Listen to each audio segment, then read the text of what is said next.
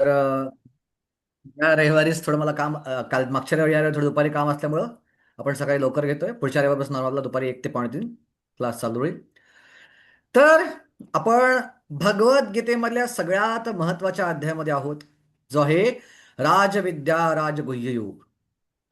आणि त्या राजविद्या राजगुह्य मध्ये आतापर्यंत आपण 19 श्लोक पाहिले. म्हणजे 19 श्लोकांमध्ये आपण काय काय पाहिलं आतापर्यंत? तर सगळ्यात पहिला भगवंत सांगतात हा हा योग, हा राजविद्या आणि राजगुह्य काय. ओके. पवित्र कसा आहे, कारण का हा गुह्य काय, कारण का हा सहज साध्य नाही आहे, खूप रेअर आहे हा. राजविद्या काय, सगळ्या विद्यांचं सार घेतलं तर हा उठून दिसतो. जसं फळांचा राजा आंबा आहे, तसं हा विद्यांचा राजा आहे. पवित्र काय, कारण का हे केल्यावरती परत कुठले प्रायश्चित्त करायची गरज पडत नाही. कुठलंही कर्मकांड प्रायश्चित्ताची आवश्यकता नाही, म्हणून हे पवित्रम उत्तमम. प्रत्यक्ष अवगम धर्म्यम, ह्याची अनुभूती प्रत्यक्ष रूपानं येते आणि कॉन्स्टंटली अनुभूती येते. असं नाही की एकदा आली आणि नरीत नाही. प्रत्यक्ष अवगमम, कॉन्स्टंटली याची अनुभूती येत असते. धार्म्यम, धार्म्यम म्हणजे सगळे धर्म जे त्याच्यामध्ये इन्क्लुडेड आहेत.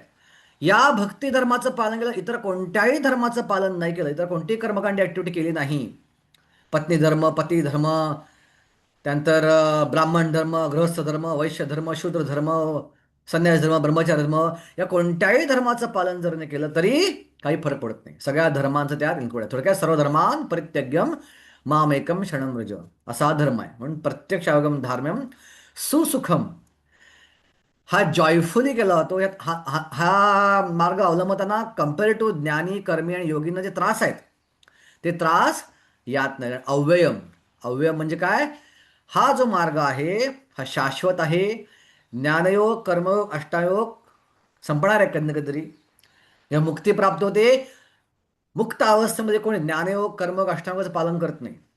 पण भक्तियोग असा योग आहे की जो इथंही मुक्त, इथंही चालू असतो आणि भगवत धामात गेल्यावर चालू असतो. इथंही हरे कृष्णा आणि भगवत धामात गेल्यावर हरे कृष्णा, म्हणून तो अव्यय आहे. आणि दुसरं, स्टार्टिंग पासूनच तो गुणांपासून मुक्त आहे.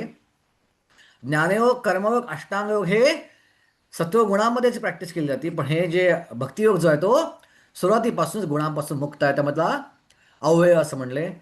आणि मग जो अश्रद्धाळू व्यक्ती आहे तो हे प्राप्त करू शकत नाही. अश्रद्धा म्हणजे काय सांगितलं आचार्याने आपल्याला, की अश्रद्धा म्हणजे जो हरिनामाची महिमा, भक्तीची महिमा ही एक अतिशयोक्ती आहे असं म्हणतो, एक्झॅगरेशन आहे असं म्हणतो. की नाही नाही असं कसं होईल, नुसतं भक्त कशी पाप नष्ट होतील, नुसतं हरिनाम घेतलं सगळी पाप कशी नष्ट होतील, हे सगळं कल्पना आहे, असं कधी होऊ शकत नाही. अशी जो तुलना करतो त्याला अश्रद्धाळू म्हणले. सो भले तो जप करत असेल पण श्रद्धाच नाही जपावरती पूर्णपणे, भले तो पुण्यकर्म करत असेल, भले तो मंदिरात जात असेल, भले भक्ता संघात जात असेल, पण जर आपल्या भक्तीला तर एक्झॅगरेशन किंवा अतिशक्ती म्हटला तर तो काय करत आहे, अश्रद्धाळू, तो अपराध करत आहे. आणि असा व्यक्ती परत परत परत परत जन्म घेत असतो. आणि मग पुढच्या 6 श्लोकांमध्ये भगवंतांनी आपलं ऐश्वर्य ज्ञान प्रकट केलं. असं ऐश्वर्य ज्ञान जे दास्यरस प्राप्त करण्याचं आवश्यक आहे. कसे भगवंत सगळं आहे सगळं नाही आहे, कसं भगवंत स्वरूप स्थितीनुसार प्रत्येक गोष्टी वेगळे आहेत, पण त्यांच्या एनर्जीनं ते प्रत्येक गोष्टीमध्ये कसे आहेत. जसं आकाश आहे, वायू आकाशात वाहतो पण आकाश वायूमध्ये मिक्स होत नाही. हवा आकाशात वाहते पण आकाश कधी हवेत मिक्स होत नाही. तसं मी एकाच सगळं आहे माझ्या ऊर्जेद्वारे, माझ्या परमात्मा स्वरूपाद्वारे, पण माझ्या स्वरूप रूपाद्वारे, सच्चिदानंद रूपाद्वारे मी वेगळा पण आहे. मी त्यात कुठेही इन्व्हॉल्व्ह होत नाही. आणि निर्मिती पण माझ्यापासून होते, नष्ट पण मी करतो. पण जरी निर्मिती आणि नष्ट मी केलं, हे सगळं मी करतोय, तरी पण मी उदासीन नाही. मी त्या कर्माद्वारे बांधला जात नाही. आपण जे एखादं कार्य करतो आपण त्या कार्याद्वारे बांधलं होतो. निर्मिती आपण केली तर आपलं अटॅचमेंट असते, माझी निर्मिती आहे. पण भगवंत अख्ख्या विश्वाची निर्मिती करतात, पण ते त्याद्वारे बांधले जात नाहीत. हे भगवंत आणि आपल्यामध्ये फरक आहे. म्हणून नचमाम ताने कर्माणि निबंधन्ति धनंजया उदासीन वदासीन असक्तम तेषु कर्मसु. मग असं कसं काय होऊ शकेल की तुम्ही कार्य करता आणि बांधले जात नाही, कार्य करताना आसक्त होत नाही, हे असं कसं काय. असं भगवंत म्हणतात, मया अध्यक्षेण प्रकृती सूयतेस चराचरम. हे ऍक्च्युअली मी करत नाही, हे माझ्या अध्यक्षतेखाली माझ्या ऊर्जा करतात. मी डायरेक्टली ह्याच्यात इन्व्हॉल्व नाहीच आहे. आणि मी डायरेक्टली इन्व्हॉल्व नसल्यामुळे मी आसक्त नाही आहे. पण मी आसक्त कोणाशी आहे? केवळ माझ्या भक्तांशी. कारण त्यामध्ये डायरेक्टली इन्व्हॉल्ड आहे. जे माझी भक्ती करतात त्यांच्यावर मी डायरेक्टली इन्व्हॉल्ड आहे, म्हणून त्याच्यावर आसक्त आहे. ओके. आणि मग तुम्ही जर भक्तांशी डायरेक्टली इन्व्हॉल्ड आहात, ओके, तर तुम्ही तुमच्या अध्यक्षतेखाली सगळं चाललंय, याचा अर्थ तुम्ही कोण आहात? तुम्ही बहुतेक आहात महाविष्णू. आणि महाविष्णू रूपातनं तुम्ही आला आहात या मनुष्य रूप घेऊन या भौतिक जगामध्ये. ओके, महाविष्णूच्या अध्यक्षतेखाली प्रकृती काम करते. महाविष्णू दृष्टिपात टाकतात आणि महाविष्णू दृष्टिपात टाकल्यावरती निर्मिती होते आणि मेंटेनन्स होतं आणि संहार होतो. सो ते महाविष्णू तुम्ही आहात आणि या मनुष्य रूपात आलात. आणि त्या कृष्ण काय म्हणतात? अवजानंती मा मूढा मानुषीम तन्माशतम परम भाव मजानंतो मम भूत महेश्वरम. की माझं रूप जे आहे अव्यय आहे आणि मूर्ख लोक मला मनुष्य रूपात आल्यासारखं मानतात. हे जे माझं रूप आहे हे खरं रूप आहे. हे जे माझं रूप आहे हे शाश्वत रूप आहे माझं. आणि हे जाणणं फार अवघड आहे. परम भाव अजानंतो. माझं शरीर आणि माझ्यात काहीच फरक नाही आहे. इनफॅक्ट माझी बाकीची रूपं आहेत, विष्णू रूप जे आहेत ते माझे विस्तार आहेत, ते माझं खरं रूप नाही आहे. माझं खरं रूप हे कृष्ण रूपच आहे, जे मनुष्यासारखं दिसतं, त्याला 2 हात आहे, ते तुझ्यासमोर उभं आहे. सो हे कुठल्याही प्रकारे अवतारी रूप नाही आहे. मी आहे असा इथं आलेलो आहे. आणि हे जो जाणत नाही त्याची अवस्था काय होईल? हे जो मानत नाही त्याची अवस्था काय होईल? मोघ आशा मोघ कर्माणू मोघ ज्ञाना विचिसा. त्याची मिश्र भक्ती त्याला सालोक्य मुक्ती देणार नाही. त्याचं कर्म जे आहे त्याला स्वर्गात घेऊन जाणार नाही. आणि त्याचं ज्ञान जे आहे त्याला ब्रह्मज्योतीमध्ये विलीन करू देणार नाही. आणि ते लोक या चक्रामध्ये, जन्म मृत्यू चक्रामध्ये फिरत राहील. राक्षसीम आसुरीम चैव प्रकृती मोहिनीशतः. आणि मागच्या रेकॉर्डिंग तुम्ही ऐकलं तर डिटेलमध्ये आपण चर्चा केली आहे. मायावाद म्हणजे काय, ब्रह्मवाद म्हणजे काय. आणि जे लोक कृष्णाला पूर्ण प्रश्न भगवंत मानत नाही, जसे इतर संप्रदायाचे लोक आहेत जे विष्णूचा अवतार मानतात, मग ते नरकात जाणार का? ते मुक्ती प्राप्त करू शकणार का? नाही, ते प्राप्त करू शकणार. कारण का? जरी ते मानतात कृष्णाचं रूप शाश्वत नाही आहे, पण ते असं मानत आहेत कृष्णाचं रूप मनुष्याचं आहे, कृष्णाचं रूप गुणांचं बनलेलं आहे, असं कधी मानत नाही. त्यांना माहिती आहे कृष्णाचं जे रूप आहे दिव्यच आहे, ते गुणांच्या पलीकडचंच आहे, फक्त ते विष्णूचा विस्तार आहे एवढंच मानतात. आणि त्यांचा जो ऐश्वर्य मूड आहे, दास्य भाव आहे, तो टिकवून ठेवण्यासाठी भगवंत मुद्दामून स्वतःला कव्हर करतात. त्यांच्यापासून त्यांच्या ज्ञान जे आहे ते मुद्दामून कव्हर करतात, जेणेकरून त्यांच्या हृदयातला भाव जातो प्रकट व्हावा. पण जे लोक ऍक्च्युली इस्कॉनच्या संप्रदायाशी जोडले गेले आहेत, त्यांनी जर असं मानलं तर तो अपराध ठरेल. कारण का? त्या आपल्या आचार्यांसमोर भगवंताने रिव्हील केल्या गोष्टी की नाही, शाश्वत रूप माझं कृष्ण रूप आहे. आणि आचार्य शास्त्रातले श्लोक काढून सिद्ध करून दाखवलं की हा, हे स्वरूप शाश्वत रूप आहे माझं आणि मीच ओरिजिनल आहे. सो एवढं करून जो भगवंतांना सामान्य मनुष्य मानतो, त्याच्या सगळ्या गोष्टी या एका प्रकारे व्यस्त आहेत. पण याच्या विरुद्ध माझे भक्त कसे आहेत? महात्मा. ते माझ्या दैवी प्रकृतीचा आश्रय घेतात. ते राधाराणीचा आश्रय घेतात, दैवी प्रकृती.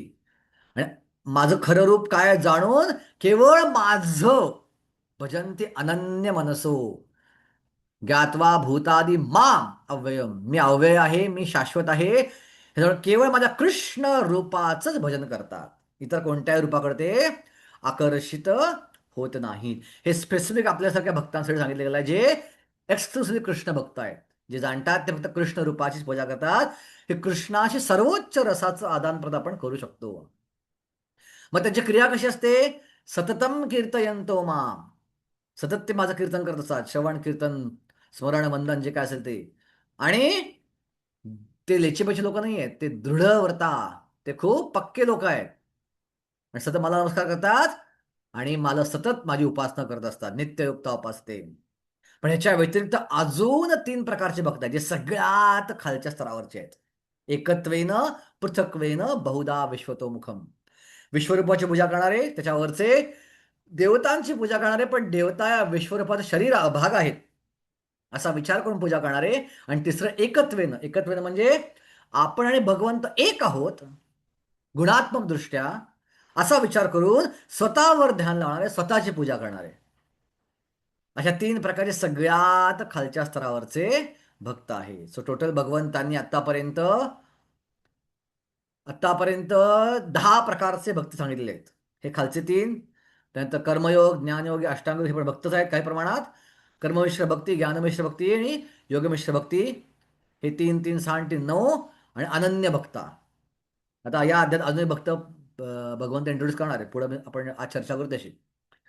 आणि मग हे विश्वरूपाची पूजा करणारे भगवंतांना कसं पाहतात ते पुढच्या 4 श्लोकात 16, 17, 18 आणि 19 मध्ये भगवंतांनी सांगितलं. अहम करतो, अहम यज्ञ सुधाम औषधम, मंत्रोहम एवाग्य, अहम अग्निरथ अहम होतम, की मीच मंत्र आहे, मीच अग्नी आहे, मीच यजमान आहे, सगळं विश्वरूपात स्थित आहे, सगळं माझ्यापासून अभिन्न आहे, विश्वरूपातलीच प्रत्येक गोष्ट आहे.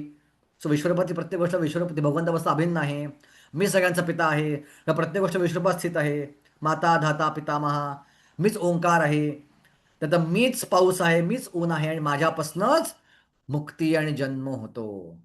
अशा प्रकारे ते विश्वरूपाची पूजा करतात. अशा प्रकारे विचार करून ते या विश्वरूपाची पूजा जी आहे ती करत असतात. इथंपर्यंत आपण थांबलो होतो. तर आता आपण श्लोक क्रमांक 20 वरती जाऊया.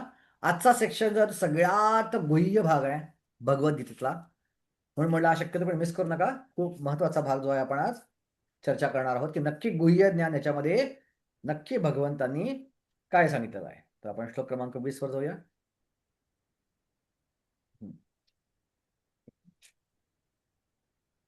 सॉरी, वेळ येतो मी कळायला. हा, ओके. सॉरी, 20 पर्यंत झालं आपलं. सॉरी, 20व्या श्लोकात आपण बनणार आहोत. तर मागच्या श्लोकात भगवंतांनी सांगितलं की जे माझ्या विश्वरूपाची भक्ती करतात, जे माझ्या विश्वरूपाची पूजा करतात, त्यांची अवस्था काय असते, ते कशा प्रकारे कशा प्रकारे माझं स्मरण करतात, कशा प्रकारे माझ्यावर ध्यान लावतात. आणि मग अर्जुनाच्या मनात प्रश्न पडला की ठीक आहे, पण तुम्ही 10व्या श्लोकात, सॉरी, कुठल्या श्लोकात, 13व्या श्लोकात, 12व्या श्लोकात सांगितलं. काय सांगितलं 12व्या श्लोकात? मोघ आशा मोघ कर्माणो मोघ ज्ञाना विचेतसा, की जे तुमच्या रूपावर ध्यान लावत नाही ते काय करतात, त्यांचं कर्म जे आहे ते स्वर्गापर्यंत त्यांना घेऊन जाऊ शकत नाही. त्यांचं कर्मकांड जे आहे हे कर्मकांड निष्फळ होऊन जातं. ते कर्मकांड पुण्य देत नाही, ते कर्मकांड स्वर्गापर्यंत त्यांना घेऊन जाऊ शकत नाही, जर त्यात कर्मकांड भक्ती नसेल तर. म्हणजे कर्मकांडी लोक नक्की तुमची भक्ती कशी करतात? आणि त्याचं उत्तर भगवंतांनी श्लोक क्रमांक 20 आणि 21 मध्ये दिलेलं आहे, की कर्मकांडी लोकांची मानसिकता काय असते. कर्मकांडी लोक माझी भक्ती कुठल्या प्रकारे करतात आणि कुठल्या प्रकारे माझी भक्ती करून ते काय स्थान प्राप्त करतात, काय परिणाम प्राप्त करतात. तो श्लोक आहे 20वा. त्रैवेद्यमां सोमपापोत पापा यज्ञैरिष्ट्वा स्वर्गतिं प्रार्थयन्ते ते पुण्यमासाद्यं सुरेन्द्रलोकम् अश्नन्ति दिव्यान् दिविदेव भोगान्. सो वेदाध्ययन करणारे आणि सोमरसाचे पान करणारे स्वर्गलोकाची प्राप्ती करीत अप्रत्यक्षपणे माझे पूजन करतात. का बरं प्रत्यक्ष माझं पूजन करतात? त्याचा उद्दिष्ट आहे स्वर्ग प्राप्ती करायचं म्हणून. असे पापकर्मापासून शुद्ध झालेले लोक इंद्राच्या पुण्य लोकामध्ये जन्म घेतात आणि त्या ठिकाणी ते देवांप्रमाणे दिव्य भोग भोगतात. सो जे लोक वेदांमध्ये सांगितले कर्मकांड करतात आणि कोणतेही पाप करत नाहीत, कोणतेही विकर्म करत नाहीत, ते कर्म करतात. कर्म अकर्म विकर्म. विकर्म म्हणजे वेदांच्या विरुद्ध कर्म करणं. कर्म म्हणजे वेदांमध्ये सांगितलं कर्म करणं. आणि अकर्म म्हणजे भक्तिमय कर्म, जे आपल्याला कुठल्याही प्रकारच्या रिझल्टपासून मुक्त करतं, असा कर्म आहे. सो जे कर्म करतात आणि कर्म आलं की त्यात थोडी भक्ती असतेच. जसं आपण बघितलं, मोह हा आशा मोह कर्माणू. जर भगवंताच्या रूपावर विश्वास नसेल आणि भगवंताच्या भक्तीचं एलिमेंट आपल्या क्रियेमध्ये नसेल तर स्वर्गप्राप्ती पण होत नाही. सो त्यांचा फोकस यज्ञामध्ये देवतांवर असतो, त्यांचा फोकस कर्मकांडामध्ये देवतांवर असतो, देवतांची सेवा करण्यामध्ये असतो, जेणेकरून पुण्यप्राप्ती व्हावी आणि स्वर्गाचं एन्जॉय करावं. पण हे कसं थोडी भक्ती माहिती करतात, पण प्रॉब्लेम काय आहे, ते स्वर्गात जातात आणि देवतांप्रमाणे भोग घेतात, पण ते मुक्त होऊ शकत नाहीत, ते सर्वोच्च सिद्धी प्राप्त करू शकत नाहीत. का नाही सर्वोच्च सिद्धी प्राप्त करू शकत? कारण त्याचा उद्देश नाही येतो. आणि मी कोणाच्याही स्वतंत्र इच्छेमध्ये आडवं येत नाही. भगवंत म्हणतात, जर मी कोणा स्वतंत्र इच्छेचा आडवं येत नाही तर मग मी त्यांची इच्छा का ना करू? त्यांची इच्छा स्वर्गात म्हणजे करू दे एन्जॉय त्यांना. सो जरी त्यात माझ्या भक्तीचं एलिमेंट असतात त्यांना मी स्वर्गामध्ये जाऊन एन्जॉय करू देतो. त्यांच्या पुण्याचा आधार घेऊन त्यांना एन्जॉय करतो. पण ते कधी मुक्ती प्राप्त करत नाहीत. पण विश्वरूपाची पूजा करणारे मुक्तिपदावर जातात. भले मुक्ती प्राप्त करायला वेळ लागेल. पण मुक्तिपदा अग्रसर असतात. माझे शुद्ध भक्त ऑलरेडी मुक्त असतात. माझे महात्मा जे भक्त आहेत, जे सतत कीर्तनवाले, ते आधीच मुक्त असतात. इथं या जन्मात मुक्त असतात. जे विश्वरूपाची पूजा करतात ते मुक्ती प्राप्त करू शकतात. पण जे कर्मकांड करतात ते कधीच मुक्ती प्राप्त करू शकत नाही. कधी कधी कर्मकांड लोक म्हणतात, एवढ्या एवढ्या गायींना खायला घातलं, एवढे एवढे दान धर्म केले, कुंभमेळ्यात हे केलं की मुक्ती मिळते. ती मुक्ती म्हणजे स्वर्गात जाणं असते. सो मुक्ती हा शब्द जो आहे वेगवेगळ्या ठिकाणी वेगवेगळ्या अर्थानं वापरला होता. कधी कधी माणूसानं शरीर सोडलं तर मुक्त झालं असं म्हणतात. त्या शरीरात मुक्त झाला होता. कधी कधी एवढे आजार माणसाला असतात, एवढे रोग असतात माणसाला, की ते शरीरात त्याचं ते वेदना आणि त्याचे ते त्रास जे असतात ते सहन करण्यापलीकडे असतात. म्हणजे लोकांना बघताना सहन करता येत नाही ते. सो लोक म्हणतात मुक्त झाला. जेव्हा तो मरतो मुक्त झाला म्हणजे काय, टेम्पररी या शरीरात सुटला. हा एक मुक्तीचा अर्थ आहे. दुसरा मुक्तीचा अर्थ काय आहे, की जेव्हा व्यक्ती स्वर्गात जातो. आता स्वर्गातलं आयुष्यमान खूप जास्त आहे. पृथ्वीचं आयुष्यमान जास्तीत जास्त 100 वर्ष आहे. पण स्वर्गातलं आयुष्यमान आपण हजारो वर्ष, लाखो वर्ष स्वर्गात राहतो. देवतांचं आयुष्य किती आहे? 43 लाख × 71. एवढे वर्ष देवतांचं आयुष्य आहे. आणि ऑलमोस्ट त्यातले बरेचसे वर्ष आपण तिथे राहतो. स्वर्गातून एन्जॉय करतो आपण, जोपर्यंत जेवढं आपलं पुण्य आहे त्यानुसार. तर तिथलं आयुष्यमान खूप जास्त आहे, तर बरेच कालावधी आपण तिथं राहतो. आणि तिथं राहिल्यामुळे बराच कालावधी आपल्या पृथ्वीवरच्या जीवनाच्या दृष्टीने एका प्रकारे तो मुक्त असत्यापैकी बऱ्याच कालावधीसाठी. आणि स्वर्गामध्ये जरी आपण म्हणतो की जन्म मृत्यू जरा व्याधी आहे, पण जन्म मृत्यू जरा स्वर्गात वेगळ्या प्रकारची असते. पृथ्वीवर की भयानक नसते. तिथं मृत्यू म्हणजे काय, मृत्यू म्हणजे तुमचा कालावधी संपलाय था आणि जायची वेळ आली आहे. इंडिकेशन म्हणजे म्हातारपण आहे तिथे. तिथनं खाली पडणं म्हणजे मृत्यू आहे. ठीक आहे. आणि व्याधी म्हणजे काय, तिथं पण लोकांना चिंता असते. जसं इंद्राला चिंता असते, माझं इंद्रपद जाईल याची. तिथं पण लोकांना काळजी असते, चिंता असते, भीती असते. ती भीती काळजीमध्येच व्याधी आहे तिथं. शारीरिक व्याधी जसं तर इथं आपल्याकडे होते, कॅन्सर, कोरोना, बाकी सगळे व्याधी लोकांना होतात, तशा व्याधी तिकडे होत नाही. सो एका प्रकारे लोकांना वाटतं की भगवद्धाम असल्यापैकीच आहे, पण नाहीये. का, तिथून खाली यावं लागतं. तिथे चिंता आहे. आणि तिथेही इंडिकेशन मिळतात, चला वेळ संपत आलेली आहे. म्हणून ते जगत जे आहे ते मुक्ती असल्यासारखं वाटतं, की पण त्याला कधी लोक मुक्ती म्हणतात. पण जे आपण शाश्वत अर्थानं पाहतो ती मुक्ती नाही आहे, ती एका प्रकारे 5 स्टार हॉटेलमध्ये गेल्यापैकी आहे. सो 5 स्टारमध्ये पैसे असते, तुम्हाला 5 स्टारमध्ये प्रवेश मिळतो. ओके. आणि कशी माझी मुक्ती करतात ते, 3 त्रैविध्यमा, यजुर्वेद, सामवेद आणि ऋग्वेद या 3 वेदांचा वापर करून, या 3 वेदांचा आधार घेऊन ते माझं, वेदांच्या कर्मकांडांचा आधार घेऊन इनडायरेक्टली माझी ते भक्तीच करत आहे. ओके. शेवटच्या 4 मध्ये प्रभुपाद सांगतात तात्पर्यामध्ये, भक्तियोगाचा प्रारंभ हरे कृष्ण मंत्र जपाने आणि त्याचबरोबर श्रीकृष्णांना तत्वता जाणण्याच्या प्रयत्नाने होतो.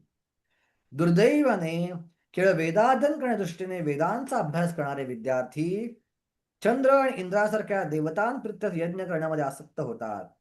अशा प्रयत्नांद्वारे देवोपासक हे निश्चितच कनिष्ठ प्राकृतिक गुणातून मुक्त होतात. आणि त्यामुळे असे लोक महरलोक, जनलोक, तपलोक इत्यादी उच्चतर लोकात पर्यंत उन्नत होतात. जो अशा लोकांमध्ये निवास करतो त्याला पृथ्वीपेक्षा लक्ष लक्षपणे अधिक दर्जाचा इंद्रिय भोग करता येतो. इंद्रिय भोग भरपूर आहे, पण जास्त इंद्रिय भोग डेंजरस आहे. का डेंजरस आहे, कारण जास्त इंद्रिय भोग जो आहे आपल्याला भक्तीपासून दूर घेऊन जातो. हे वेगळं. दुसऱ्या अध्याय श्लोक येतो ना, भोग ऐश्वर्य प्रसक्तानाम तया अपहृत चेतसाम व्यवसायात्मिका बुद्धी समाधोना विधीयते. जो भोग आणि ऐश्वर्यामध्ये लिप्त आहे त्याला भक्ती करायची व्यवसायात्मिका बुद्धी लागते, जी एकाग्रता लागते, जी कनिष्ठ बुद्धी लागते, ती प्राप्त होत नाही. म्हणून हा इंद्रिय भोग डेंजरस आहे. सो भक्त या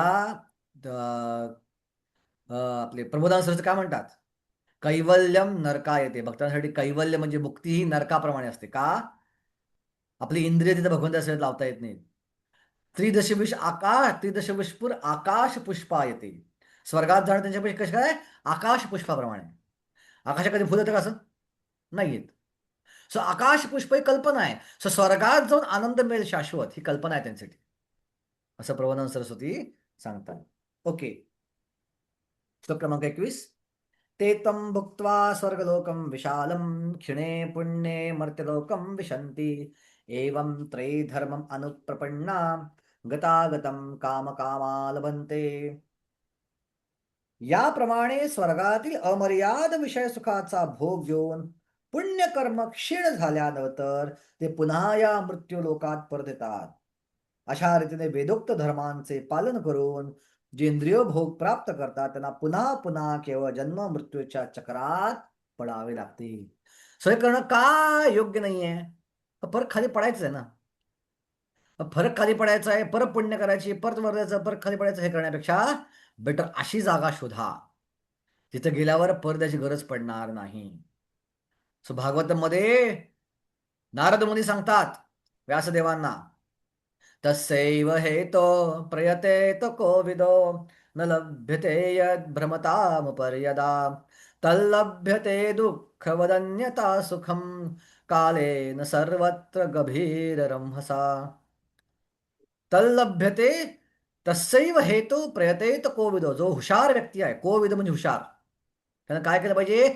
अशी जागा शोधली पाहिजे जी जागा, ज्या जागी गेल्यावर परत त्याची गरज पडणार नाही. ठीक आहे? जी जागा अशी गोष्ट मिळेल जी गोष्ट या 14 जगात मिळणार नाही. ओके. या 14 जगात जे काय मिळतं ते काळानं नष्ट होऊन जातं. कालेन सर्वत्र कबीर रम्मसा. आणि या जगात जसं दुःख मिळतं तर सुख पण मिळतं. तर म्हणजे दुःखवर अन्यथा आपण दुःखाची कधी इच्छा करत नाही, पण दुःख मिळतं. तशी पण सुखाची इच्छा न करता जे आपल्याला डिझर्ट सुख आहे ते मिळणारच आहे जगामध्ये. म्हणून आपण अशी जागा शोधली पाहिजे तर गेल्यावर परत याची गरज पडणार नाही. आता हे पुण्य प्राप्त करणारा व्यक्ती खाली कसा पडतो? 2 प्रकारे. काही लोकांचं पुण्य जे असतं ते अशा प्रकारचं असतं की ते पुण्य संपल्यावर ते इंद्र जे पाऊस पाडतात त्या पावसाच्या रूपातनं खाली येतात. पावसाच्या थेंबाच्या माध्यमाने खाली येतात. आपण वाचलो होतो, उपनिषद सांगितली गोष्ट ही. तर तात्पर्य प्रबल लिहितात. आणि त्या थेंबाच्या माध्यमामध्ये धान्यामध्ये जातात. धान्याचा आत्मा म्हणत नाही, धान्यामध्ये प्रवेश करतात. धान्याचा आत्मा वेगळा आहे, त्या झाडाचा आत्मा वेगळा आहे. सो कोणाला असं वाटेल हा हा. की धान्याचा आत्मा सौरभ. वगैरे आहे. ठीक आहे. सो त्या धान्यामध्ये त्या झाडामध्ये प्रवेश करतात. धान्यात प्रवेश करतात आणि मग त्या धान्याच्या माध्यमातून पुरुषाच्या शुक्राणूवर जातात आणि पुरुषा शुक्राणूतून स्त्रीच्या गर्भातून मग ते मनुष्य रूपात प्रवेश करतात. ठीक आहे. अशा प्रकारे ते खाली पडतात. दुसऱ्या प्रकारे कधी कधी पुण्य संपत आल्यावर इंद्र त्यांना इंडिकेट करतो पुण्य संपत आलंय तुमचं, आणि पुण्य पूर्ण संपायच्या आधीच त्यांना भूलोकावर पाठवतो. कुठल्या वर्षामध्ये? या भारतवर्षात नाही, जम्बूद्वीवर जी इतर वर्ष आहेत त्या वर्षामध्ये त्यांना पाठवलं जातं. ते वर्ष काय आहेत? कृतशेष पुण्यभूमी. कृतशेष पुण्यभूमी म्हणजे काय? जिथं राहिलेलं पुण्य भोगलं जातं आणि ते भोगून झाल्यावर मग या भूतलावर तो किंवा या भारतवर्षामध्ये तो जन्म घेतो. अशा प्रकारे मनुष्याचं पतन जे असतं ते होत असतं तिकडनं. ओके. पण प्रश्न असा पडेल की माझ्या शुद्ध भक्तांचं काय? तर शुद्ध भक्तांची अशी अवस्था असते का? नाही. तर शुद्ध भक्तांची अवस्था कशी असते ही श्लोक क्रमांक 22 मध्ये सांगितलं. फेमस श्लोक आहे गीतेतला. पाठांतर तुम्हाला आहे, मी तुम्हाला आज सांगणार कुठले कुठले पाठ करायचे. अनन्यश्चिंतयन्तो मां ये जना पर्युपासते तेषां नित्यभियुक्तानां योगक्षेमं वहाम्यहम्. अनन्य नाही अन्य, अनन्यश्चिंतयन्तो मां, की जे अनन्य भावानं माझं चिंतन करतात. अनन्यश्चिंतयन्तो मां ये जना पर्युपासते, परंतु जे अनन्य भक्तिभावानं माझ्या दिव्य स्वरूपाचे चिंतन करीत माझी उपासना करतात त्यांच्या गरजा मी पूर्ण करतो. योगक्षेमम वहाम्यहम. आणि त्यांच्याकडे जे आहे त्याचं मी रक्षण करतो. योग म्हणजे त्यांच्याकडं जे नाही आहे ते मी त्यांना देतो, त्याच्या गरजा पूर्ण करतो. आणि क्षेमम म्हणजे त्यांच्याकडे जे आहे त्याचं मी रक्षण करतो. योग क्षेम. वहामी अहम. मी प्रत्यक्ष हे करतो. हे प्रत्यक्ष मी करतो. ओके. जो भक्तांना माझा आनंद होतो हा प्रत्यक्ष माझ्यामुळं झालेला असतो. ओके. मग अर्जुन म्हणेल की असं प्रत्यक्ष करायचं कारण काय आहे? कारण का तुमच्या ऊर्जा करू शकतात ना. तुमच्या भक्तांना जे काही आनंद द्यायचे तुमच्या ऊर्जेच्या माध्यमातून देऊ शकतो. आणि तुमच्या भक्तांना जो काही रक्षण करायचं आहे ते तुमच्या ऊर्जा करू शकतात, इतर पार्श्व करू शकतात. तुम्हाला प्रत्यक्ष करायचं कारण काय आहे? आणि त्याला भगवंत म्हणतात. एक मिनिट, एक मिनिट.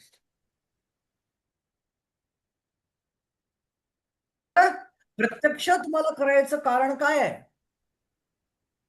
सो भगवंत म्हणतात, कारण का माझं माझ्या भक्तांशी विशेष नातं आहे. आणि मला यातनं त्रास होत नाही, एवढा लोड घ्यायची कारण काय तुम्हाला, असं अर्जुन म्हणेल. नाही नाही नाही नाही, यातनं मला कोणतंही बर्डन वाटत नाही. हे माझं बर्डन ऑफ लव्ह आहे.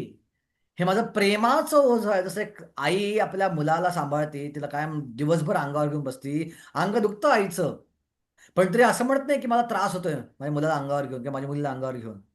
कारण ते प्रेमाचं ओझं असतं. त्या मुलावर, त्या मुलीवर आईचं, वडिलांचं खूप मनापासून प्रेम आहे. आणि त्या प्रेमापोटी ते ओझं त्यांना वाटत नाही जास्त.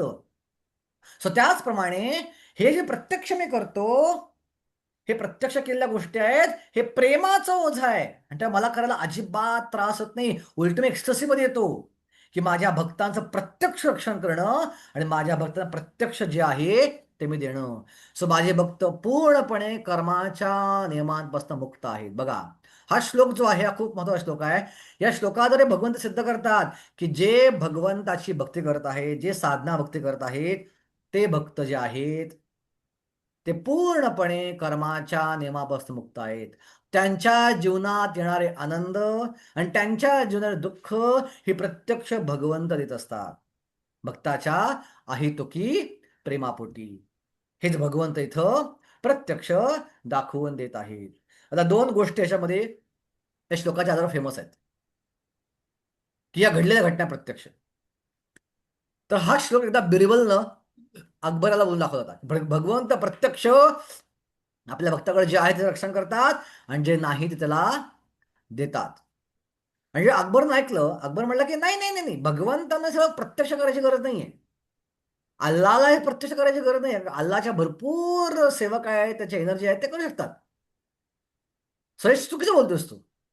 सो बिरबल म्हणला मी तुम्हाला सिद्ध करून दाखवीन. आणि एकदा अकबर आणि बिरबल चालले होते. अकबर, बिरबल आणि त्यांचा काय एक मुलगा आणि काही सगळे लोक बोटीतनं फिरत होते. आणि बोटीतनं फिरत असताना अचानकपणे बिरबलानं काय केलं, त्याच्या मुलाला, शेजाऱ्याला पाण्यात ढकलून दिलं. आणि शेजारा पाण्यात ढकलून तो शेजारा बुडायला लागला. आणि कोणताही विचार न करता अकबर बादशाह उडी मारली पाण्यामध्ये. आणि पोहत पोहत जाऊन त्या मुलाला पकडलं आणि स्वतः घेऊन होडीवर बसवलं, परत होडीवर चढवलं. आणि बिरबलाकडे रागा रागाने अकबर बादशाह बोलू लागले की का बिरबल, असं का केलंस तू, माझ्या मुलाला का पाडलंस असं? म्हणले तुम्ही उडी का मारलीत? म्हणले का उडी मारली म्हणजे, यार माझा मुलगा आहे आणि माझ्या मुलाला वाचवलं मी जायला नको? म्हणजे तुमच्याकडे भरपूर सेवक होते, भरपूर नोकर होते, भरपूर शिपाई बसले तिथं, त्याला का नाही सांगितलं तुम्ही हे करायला? म्हणजे त्याला का नाही सांगितलं? कारण का जरी ते माझं काम करायला तयार होते तरी पण हा माझा मुलगा आहे आणि माझ्या मुलाची काळजी मीच केली पाहिजे. सो त्याचप्रमाणे जे भक्त असतात ते भगवंतांना मुलाप्रमाणे आहेत. आणि प्रत्यक्ष भगवंत येऊन त्यांना आनंद देणं, शिक्षा देणं, त्यांच्याकडे जे आहे त्याचं रक्षण करणं आणि जे नाही त्यांना देणं, हे कोणत्याही प्रकृतीद्वारे, कर्माच्या नियमाद्वारे, गुणाद्वारे होत नाही. हे प्रत्यक्ष भगवंताद्वारे केलं जातं. दुसरा स्टोरी, जगन्नाथपुरीमध्ये अर्जुनाचार्य नावाचे मोठे आचार्य होते. आणि त्या अर्जुनाचार्यांनी गीता जयंती होती आणि त्या गीता जयंतीचे 9वा अध्याय वाचत होते. आणि 9वा अध्याय वाचता वाचता श्लोकावरती आले. आणि श्लोकावरती आल्यावर त्यांनी काय केलं, हा श्लोक वाचला आणि त्यांना पण प्रश्न पडला की भगवंतांना हे करायची गरज काय आहे. आणि त्याने वहामी अहम, त्या अहमवरती खाट मारली अशी आणि भिक्षा मागायला जगन्नाथपुरीला गेले. आणि जसे ते बाहेर पडले, दोन सुंदर मुलं आली तिथं आणि भरपूर भिक्षा घेऊन आली. भरपूर धान्य, भरपूर भाज्या बिज्या, मोठ्या प्रमाणात भिक्षा. म्हणलं एवढ्या मोठ्या प्रमाणात भिक्षा.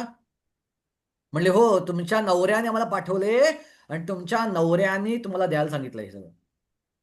म्हणजे माझ्या नवऱ्याने पाठवले, हा त्यांना एवढी भिक्षा मिळाली आज आणि तुमच्याकडे पाठवून द्यायला सांगितले. अजून ते भिक्षा गोळा करतात इथं जास्त.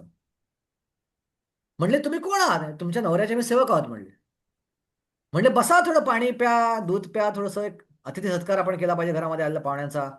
म्हणले नाही नाही नाही, जर आम्ही बसलो आणि तुमचा नवरा आला तर तुम्हाला मारे, ऑलरेडी ते मार दिला मला भरपूर. म्हणजे काय, अर्जुनाचार्य ते एवढे साधू आहेत, संत आहेत, सगळ्यांशी प्रेमानं वागतात, कधी कोणा मारत नाहीत, कसं काय तुम्हाला मार दिला म्हणतील. म्हणले बघा माझ्या पाठीवरती. पाठीवरती असे निशाण होता, मोठा रक्ताचा निशाण होता, फटके दिल्याचा असा.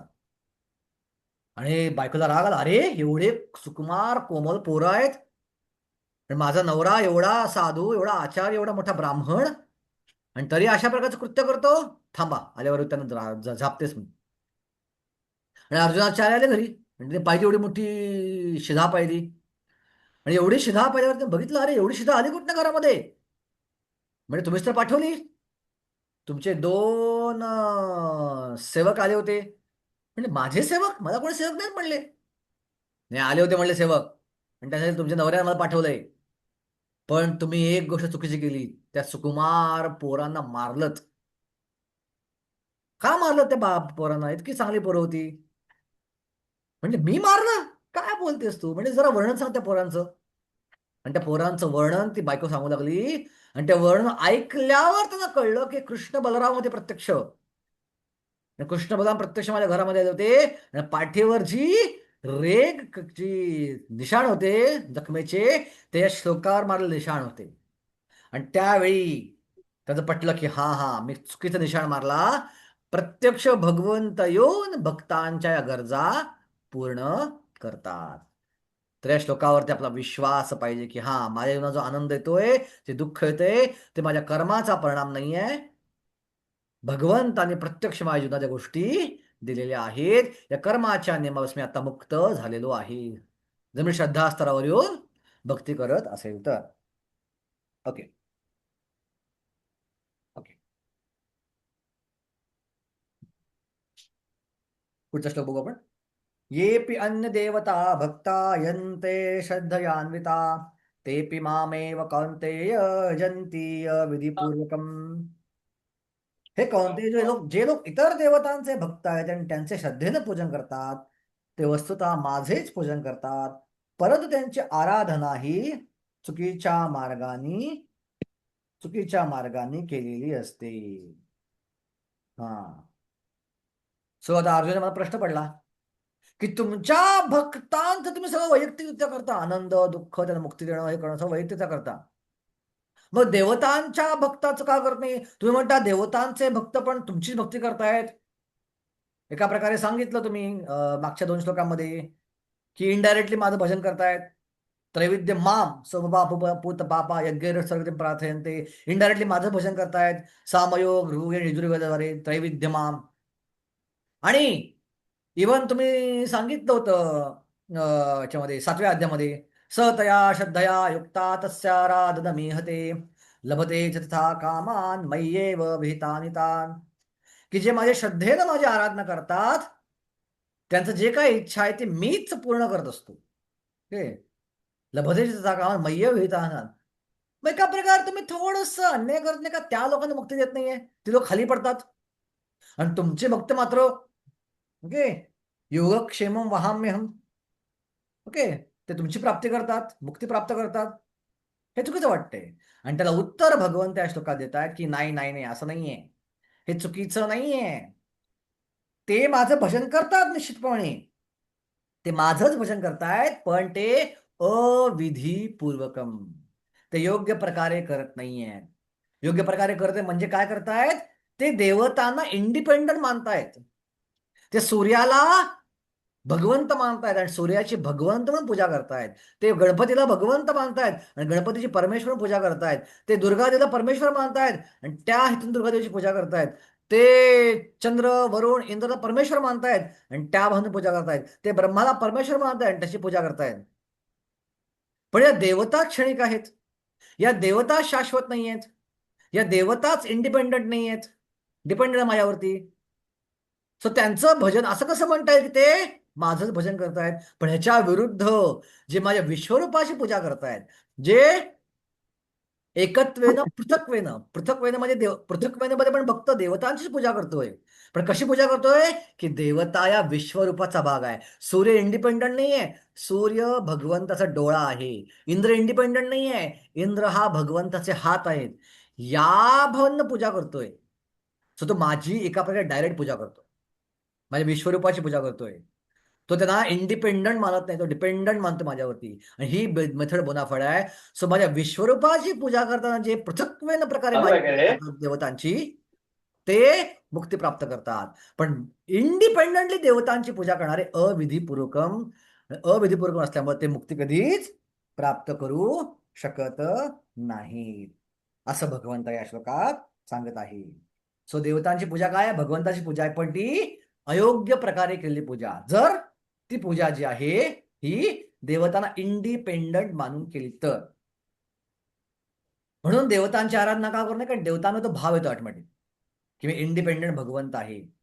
ज्या देवतांच्या प्रार्थना सांगितल्या आहेत, गणपती अथर्वशीर्ष ऐकलं असेल, महाराष्ट्रात गणपती भक्त असतात. ओके, पाठ आहे म्हणा गणपती अथर्वशीर्ष. थोडं पाठ आहे का गणपती अथर्वशीर्ष? आहे कोणाला? हो, आहे ना, आहे. मला आहे.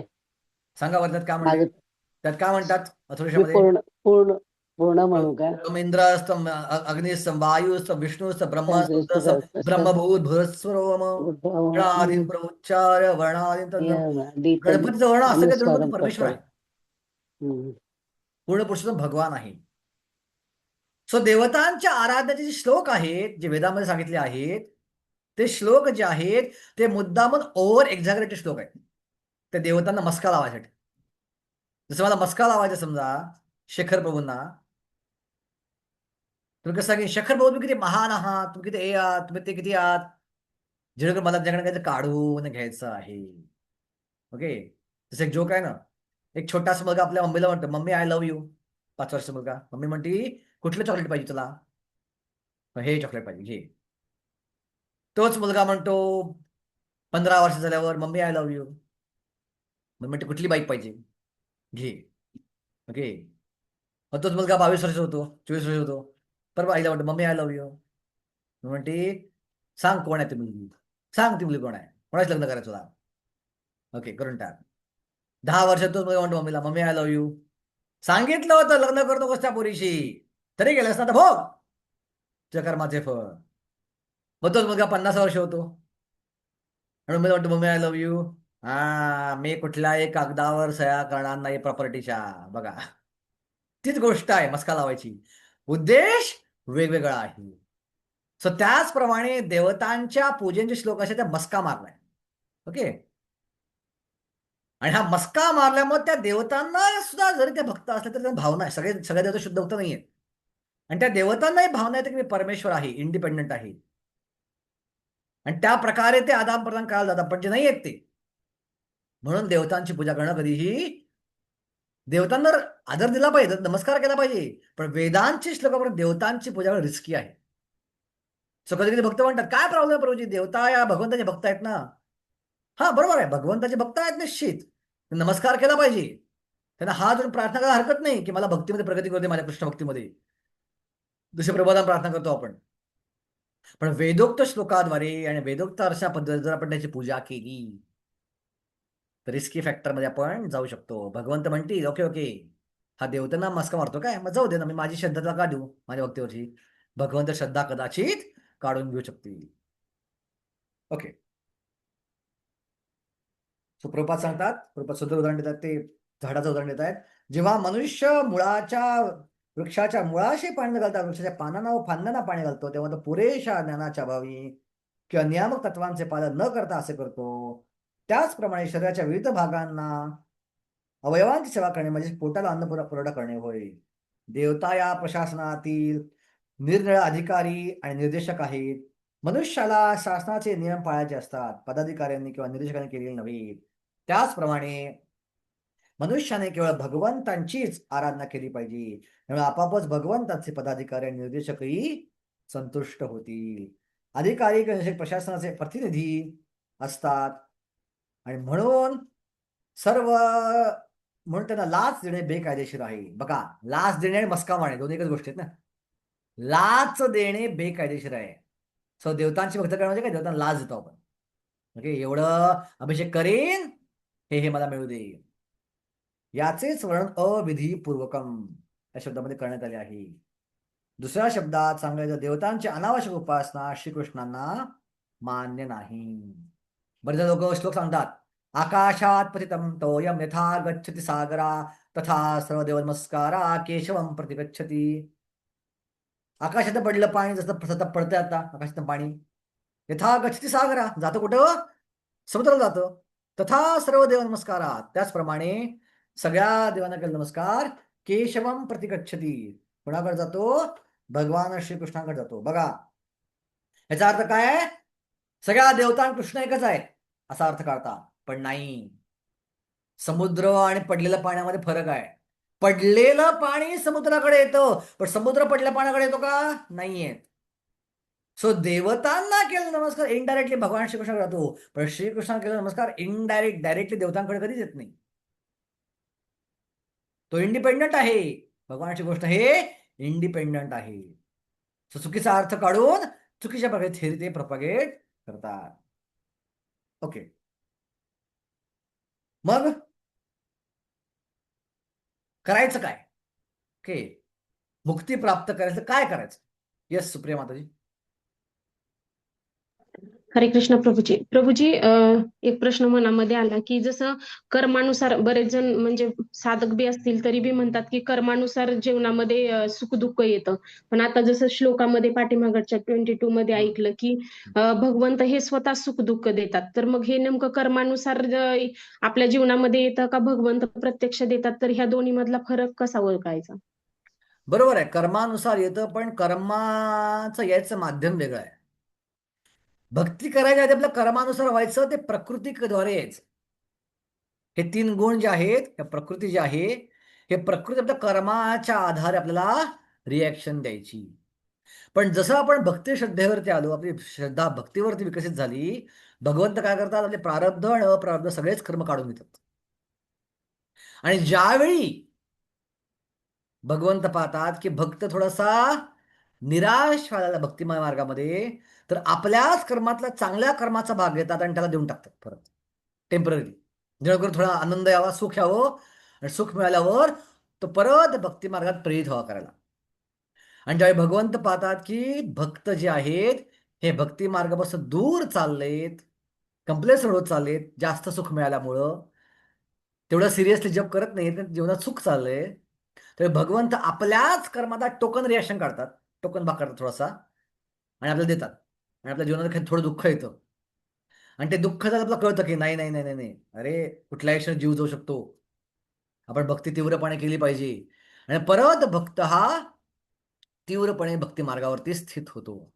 सो हे कर्माचं आपल्याच कर्माची रिॲक्शन आहे, पण जी नॉर्मली आली असते तशी येत नाही, ती थोड्या प्रमाणात येते, टोकन रिॲक्शनमुळे येते. जसं मोठ्या ऍक्सिडेंट होणार असतं, भगवंत फक्त खर्च लावतात. पॅरालिसिस होणार असतं, भगवंत पाठ दुखायचं वेदना होता देतात. अशा थोडक्यात भगवंत देतात गोष्टी, आपल्याच कर्मातला भाग भगवंत आपण देतात. सो एका प्रकारे कर्माचे नियम काम करत नाही, प्रत्यक्ष भगवंत काम करतात, पण आपल्याच कर्मातला भाग देत आहेत. सो त्यामुळे आपल्या कर्माचा परिणाम आहे, पण तो भगवंताने दिला प्रत्यक्ष, हे आपण समजून घेतलं पाहिजे. कळलं? ओके, धन्यवाद प्रभूजी. ओके, सर आता मग देवतांचे भक्त जे आहेत ते अविधीपूर्वक पूजा करतात, जे कर्मकांडी आहेत ते खाली कोसळतात स्वर्गातनं. मग मुक्ती कशी प्राप्त करायची असा प्रश्न अर्जुना मनामध्ये पडला, आणि तेच इथं भगवंतांनी सांगितले श्लोक क्रमांक 24 मध्ये, अहम सर्व यज्ञानां भोक्ता च प्रभुरेव च न तु माम अभिजानन्ति तत्त्वेनाश्चवन्ति ते. की अविधीपूर्वक भक्ती करण्यापेक्षा जो हे जाणतो की सर्व यज्ञांचा भोक्ता केवळ भोक्ता आणि स्वामी मी आहे, आणि म्हणून जे माझे दिव्य स्वरूप तत्वता जाणत नाहीत त्यांचे पतन होते. का बरं अविधीपूर्वक भक्ती करण्याचं पतन होतं? कारण माझे एक दिव्य स्वतःचं स्वरूप आहे, या देवतांपासून भिन्न आहे, हे ते जाणत नाही. आणि म्हणून ते अविधीपूर्वक भक्ती करतात आणि ते मुक्ती प्राप्त करू शकत नाही. पण जे लोक जाणतात अहम ही सर्व यज्ञानाम भोक्ताच प्रभुरेवच, जे जे काय तुम्ही यज्ञ करताय, जे जे काय सगळं करताय, त्याचा खरा भोक्ता एन्जॉयर मी आहे, हे जे जाणत नाहीत. आणि हे जाणत नाहीत ही त्यांना ज्ञान नसतं, आणि ते ज्ञान नसल्यामुळं ते देवतांची अविधीपूर्वक भक्ती करतात. ज्याला हे कळलंय की मी सर्वोच्च भोक्ता आहे, तो व्यक्ती देवतांची इंडिपेंडेंट भक्ती कधीच करायला जात नाही. असा व्यक्ती देवतांची पूजा करेल, पण ते भगवंताचे भक्त आहेत या अनुषंगानेच पूजा करेल. अल्टिमेट एन्जॉयर भगवान श्रीकृष्ण आहेत हे त्याला माहीत असतं, आणि त्यामुळं तो त्या प्रकारे भगवंताची पूजा करतो. आणि त्या प्रकारे भगवंताची पूजा केल्यानंतर ठीक आहे, तो मुक्ती प्राप्त करू शकतो. पण हे माहीत नसेल तो पतन होतं. किती यज्ञ केले, किती कर्मांड केले, त्याचं पतन हे होणार. अशी झाली अविधीपूर्वक भक्ती आहे. सो विधीपूर्वक भक्ती म्हणजे काय?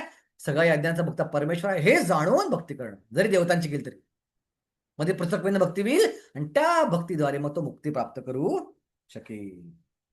ओके, शेवटच्या 4 वेळी प्रपंचाचं तात्पर्यात, मीच सर्व यज्ञांचा भोक्ता आहे कारण मी प्रभू आहे, ही वस्तुस्थिती न जाणता अल्पबुद्धी लोक क्षणिक लाभाकरता देवतांची उपासना करतात, आणि म्हणून त्यांचे संसारात पतन होते.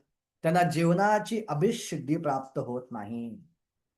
तथापि जर कोणाला आपल्या भौतिक कामना पूर्ण करायच्या असतील तर त्याने भगवंताकडेच याचना करणे अधिक बरे, कारण अशा रीतीने इष्टफलाची प्राप्ती होईल. भागवत मध्ये श्लोक येतो, अकाम सर्व कामो वा मोक्ष काम उदारदी तीव्रेण भक्ती योगेन यजेत पुरुष परम.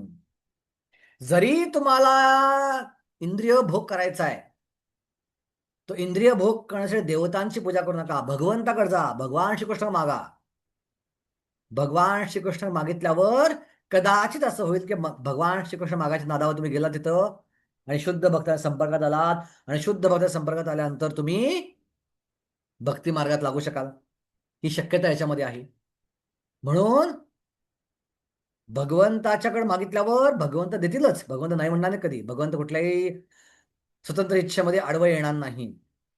पण भक्ती मिळायचं पण संभव आहे, भक्ती मिळायची पण शक्यता ती आहे. म्हणून बेटर आपल्या भगवंताकडे पण मागावं जे काय मागायचं ते.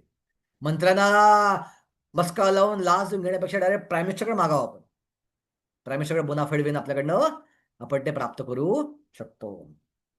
ओके ओके, मग अर्जुन मला प्रश्न पडेल, ओके, की ठीक आहे ना, हे जे देवतांचे भक्त आहे, जे तुम्हाला तत्वता जाणत नाही, ते पण सामवेद, ऋग्वेद, यजुर्वेद, जे वेदांमध्ये प्रमाणित मेथड दिली देवतांची पूजा करायची, त्याच पद्धतीचं पालन करतायत. आणि जे तुमचे भक्त आहेत, जे वैष्णव आहेत, ते पण तुमचीच भक्ती करतायत. आणि कशा प्रकारे भक्ती करतायत? श्रुती स्मृती पुराण आदी जे शास्त्रामध्ये सांगितले आहेत त्याचा आधार घेऊन करतायत. दोघंही तेच पुस्तक वापरतायत, पण दोघांना मात्र एकाला खाली पतन आणि एकाला दुसरा रिझल्ट, असं कसं काय? ओके, त्यांच्यामध्ये काय चूक आहे? त्यांनी पण त्याच पुस्तकांचं पालन केलंय, वाचन केलंय, यांनी पण याच पुस्तकाचं वाचन केलंय, मग दोघांना वेगळा रिझल्ट का? असा प्रश्न अर्जुनाच्या मनामध्ये पडला. ओके, आणि त्याला उत्तर देता भगवान सांगतायत, यान्ति देवव्रता देवान पित्रो यान्ति पितृव्रतान भूतानि यान्ति भूतेज यान्ति मद्याजिनोऽपि माम. जे देवतांची पूजा करतात त्यांना त्या देवतांमध्ये जन्म प्राप्त होतो, जे पितरांची उपासना करतात ते पितरांकडे जातात, आणि जे भूतांची उपासना करतात त्यांना भूतयोनीमध्ये जन्म प्राप्त होतो, आणि जे माझी उपासना करतात ते माझी प्राप्त करतात. कारण का? देवतांची भक्ती करणारे लोक अल्पबुद्धीचे आहेत, का अल्पबुद्धीचे आहेत? की त्यांना हेच माहित नाहीये की ज्या देवतेची भक्ती करतो त्या देवतेचं शरीर नष्ट होणार आहे, त्या देवतेचं ग्रह नष्ट होणार आहे, त्या देवतेचं कार्य नष्ट होणार आहे एक दिवस. तर त्या देवतेची भक्ती तुला शाश्वत जग कसं मिळेल? हे लॉजिकल नाहीये. जरी समान पुस्तकांचं पालन केलं, जरी समान पुस्तक वाचली तरी पण तर त्याच पुस्तकात सांगितलेलं आहे की देवतांचे ग्रह जे आहेत ते टेम्पररी आहेत, क्षणिक आहेत, तात्पुरते आहेत. देवतांचं शरीर तात्पुरतं आहे. देवतांचं अस्तित्व या जगात तात्पुरतं आहे. देवता हे पद आहे. तो व्यक्ती जो बसलाय ते तात्पुरतं अस्तित्व आहे. तर साहजिकच मी जर तात्पुरत्या व्यक्तीची भक्ती केली तर तात्पुरतं स्थान मला मिळणार आहे. तर साहजिकच देवतेची भक्ती केल्यावर देवतेचंच ग्रह मिळणार आहे. पितरांची भक्ती केल्यावर पितर ज्या ग्रहावरती आहेत त्या ग्रहावरच मला जायला मिळणार आहे. आणि भूतपिशाचांची भक्ती केली तर भूतयोनीच मिळणार आहे मला. खेडेगावात काही ठिकाणी करतात तांत्रिक तांत्रिक मांत्रिक पद्धतीद्वारे ते भूतपिशाच योनी यांची जी पूजा करतात, ब्रह्म राक्षस वगैरे पूजा करतात ते लोक. खेडेगावात तांत्रिक मांत्रिक प्रकारे शहरात जास्त दिसत नाहीत, खेडेगाव मोठे दिसतात. अशा प्रकारे त्यांनी ध्यान लावलं त्यांना भूतयोनी मिळणार आहे. पण मी शाश्वत आहे, माझं शरीर शाश्वत आहे, माझी क्रिया शाश्वत आहेत आणि माझं धाम शाश्वत आहे. तर साहजिकच माझी भक्ती केल्यावर शाश्वत धामातच प्रवेश मिळणार, यात कोणतीही शंका नाही. सर मी काही चूक करत नाहीये, चूक त्यांचे कंटे अल्पबुद्धीचे आहेत असं भगवंत इथं ठासून सांगत आहे. ओके, शेवटच्या 4 वेळी प्रपातीच्या तात्पर्यामध्ये की दुर्दैवाने श्रीकृष्ण आणि श्री विष्णूचे निवासस्थान असणाऱ्या दिव्य लोकांचे बऱ्याच लोकांना ज्ञान नाही आणि ते ज्ञान नसल्यामुळे त्यांचे पतन होते. निर्विशेषवाद्यांचे ब्रह्मज्योतीतून पतन होते. आता हे जे वाक्य आहे निर्विशेषवाद्यांचे ब्रह्मज्योतीतून पतन होते, हे थोड्या वेगळ्या प्रकारे आपण समजून घेतलं पाहिजे. ऍक्च्युअली ब्रह्मज्योतीमध्ये गेल्यावर तिथनं खाली पतन होत नाही, ती मुक्ती अवस्था आहे आणि मुक्ती अवस्था ही शाश्वत अवस्था आहे, तिथून खाली व्यक्ती पडत नाही. की तिथून खाली पडत असता तर त्याला मुक्ती कसं म्हटलं असतं मग? की त्या ब्रह्मज्योत शाश्वत कसं म्हटलं असतं, सत कसं म्हटलं असतं? सो जे पतन होतं ते मुक्त अवस्थेवरनं पतन होतं. एखादा व्यक्ती हा मुक्त अवस्थेपर्यंत गेला, मुक्त व्हायचा आहे, तर त्या मुक्त अवस्थेवरनं जर पतन होऊ शकतं. आणि प्रभुपाद श्लोक करतं काय या गोष्टी समर्थन करण्यासाठी 10व्या स्कंदातला श्लोक आहे, ये अन्य अरविंदाक्ष मुक्त मानिनाथ त्वया अष्टभावात अभिशुद्ध भुक्तया आरुह्य कृष्णेन परम पदम ततो पतंत्य अधो अनादृतोष्मनांगया. एखादा व्यक्ती मायावादाची थेरी फॉलो करून किंवा इतर मार्गाचं पालन करून विमुक्त मानिनाथ, स्वतः मुक्त मानेल, त्या मुक्तीचा अनुभव करेल, पण तुमच्या चरणकमलापासून फारकत घेतली आहे आणि चरणकमलापासून फारकत घेतल्यामुळं तो खाली कोसळणार. कुठलं? ब्रह्मज्योतीत नाही, त्या मुक्त विमुक्त मानिना अवस्थेवरनं खाली कोसळणार. सो ब्रह्मज्योतीच्या अनुभवात व्यक्ती खाली कोसळतो, ब्रह्मज्योती गेल्यावर व्यक्ती खाली कोसळू शकत नाही. याच कृष्ण भावनामृत आंदोलन उदात्त आणि दिव्य ज्ञानाच्या संपूर्ण मानव समाजामध्ये प्रचार करीत आहे, जेणेकरून केवळ हरे कृष्णा मंत्राचे कीर्तन केल्याने मनुष्य याच जीवनात पूर्णत्व प्राप्त करून भगवत धामात जाऊ शकतो. केवळ हरे कृष्णाचं कीर्तन केल्यानं, या केवळ श्रद्धा पाहिजे, फार अवघड आहे. केवळ हरे कृष्णाचं कीर्तन, जरी मला विग्रहांची सेवा करायला मिळाली नाही, जरी भोग दाखवता आले नाही, फेस्टिव्ह साजरे करता आले नाही, मला काही संधी मिळाली नाही, मला प्रचार करता आला नाही, मला फार काय मोठं सेंटर उभं करता आलं नाही, कोणाला जास्त लोकांना जोडता आलं नाही भक्तीशी, तरी पण केवळ 24 तास हरे कृष्णा करू शकलो आणि श्रद्धा असेल आपली तर आपण भगवत धामात जाऊ शकतो. हा विश्वास पाहिजे. आणि मग आता खरं गुह्य ज्ञान जे आहे, श्लोक क्रमांक 26 ते 33 मध्ये भगवंत सांगत आहेत. हे जे 26 ते 33 मध्ये सांगितले हे सगळं शुद्ध भक्तांसाठी, एकदम secret knowledge, highly secret knowledge.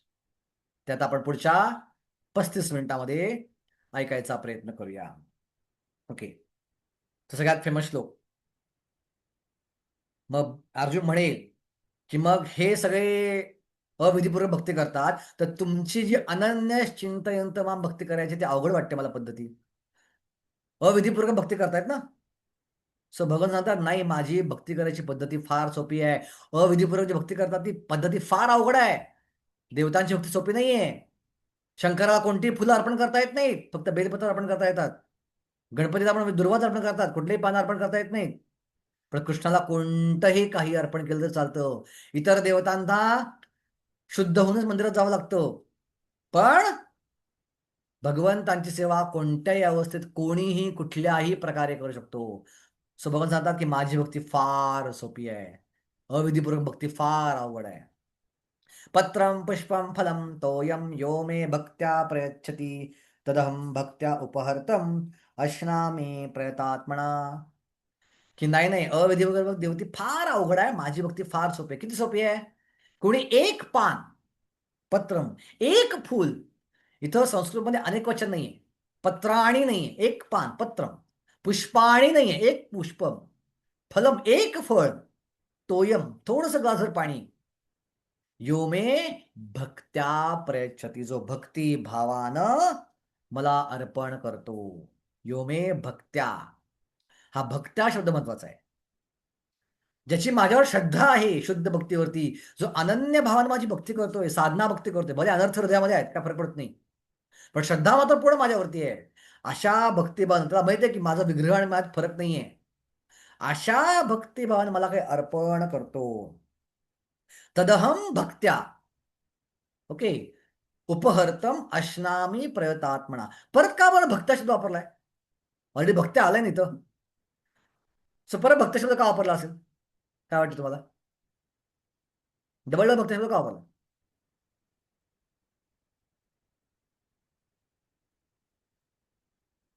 इथं?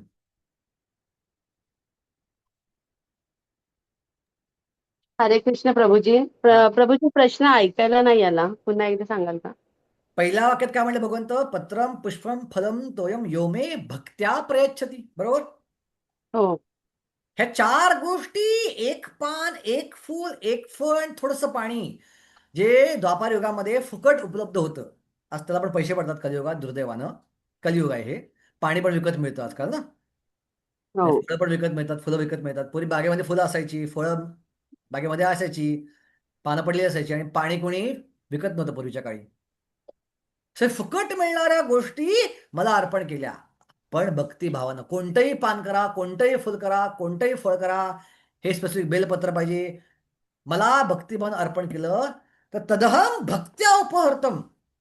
परत भक्त्या शब्द वापरलाय भगवंतानं. पहिल्यावर पण भक्त्या वापरलाय आणि दुसऱ्यावर पण भक्त्या वापरलाय. सो डबल डबल भक्त्या वापरायचं गरज काय आहे? काय वाटतं?